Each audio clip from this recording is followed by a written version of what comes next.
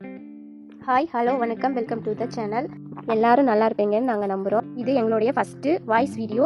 Like பண்ணுங்கள், subscribe பண்ணுங்கள், எங்கள் சேனலை ஃபாலோ பண்ணுங்கள்.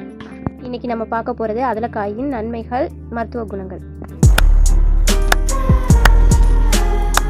எனக்கு தெரிஞ்ச 6 பாயிண்ட்டை நான் உங்களுக்கு ஷேர் பண்ணணும்னு நினைக்கிறேன். என்னென்ன சொல்றோம் பாருங்க, கம்பி கட்டுற கதையெல்லாம் எடுத்து போடுறாங்க.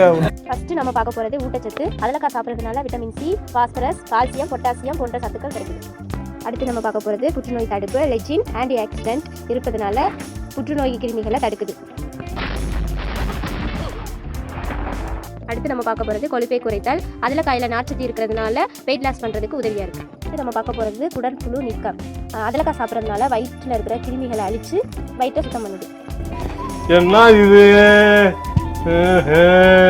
அடுத்து நம்ம பார்க்க போகிறது மஞ்சள் காமாலை. மோஸ்ட்டாக சித்த மருத்துவத்தில் அதலக்காயை சிறந்த மருந்தாக சொல்கிறாங்க. அடுத்து நம்ம பார்க்க போகிறது சர்க்கரை நோய். அதலக்காய் சாப்பிட்றதுனால ரத்தத்தில் உள்ள சுகரை கண்ட்ரோல் பண்ணுது. இன்சுலினை சீராக்கி சுகர் பேஷண்ட்டுகளுக்கு சிறந்த உணவாக பயன்படுகிறது.